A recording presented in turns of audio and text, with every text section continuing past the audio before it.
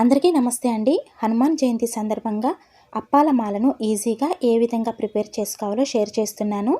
ముందుగా తీపికి తగినంత బెల్లాన్ని ఈ విధంగా ఒక గిన్నెలో వేసుకొని వాటర్ పోసి స్టవ్ సిమ్లో పెట్టి మరిగించుకోవాలి.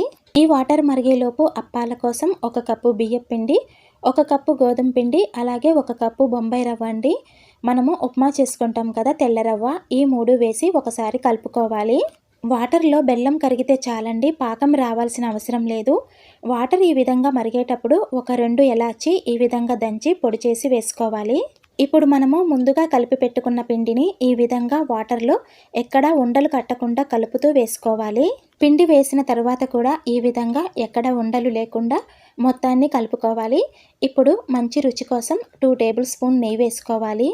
ఇలా నెయ్యి వేసి కలుపుకున్న తర్వాత ఒక పావు గంట సేపు ఈ పిండిని ఆరనివ్వాలండి. తర్వాత ఒక కళాయి పెట్టుకొని అప్పాలు మునిగేంత ఆయిల్ పోసుకోవాలి. అప్పాలను ఆయిల్లో వేసే ముందు ఈ విధంగా చేతి మీద నెయ్యి కానీ నూనె కానీ వేసుకొని అప్పాలను చేసుకుంటే పిండి చేతులకు అతుక్కోకుండా నీట్గా వస్తాయండి. లేదా ఆయిల్ ప్యాకెట్ మీద కానీ పాల ప్యాకెట్ మీద కానీ ఈ విధంగా ఆయిల్ కానీ నెయ్యి కానీ పోసి అప్పాలను వేసుకోవచ్చు. స్టవ్ సిమ్లో పెట్టుకొని అప్పాలు మాడకుండా ఈ విధంగా ఫ్రై చేసుకోవాలి. ఈ విధంగా చేస్తే అప్పాలు మెత్తగా చాలా టేస్టీగా ఉంటాయండి. ఈ రెసిపీ వీడియో నచ్చినట్లయితే లైక్ చేయటం మర్చిపోకండి.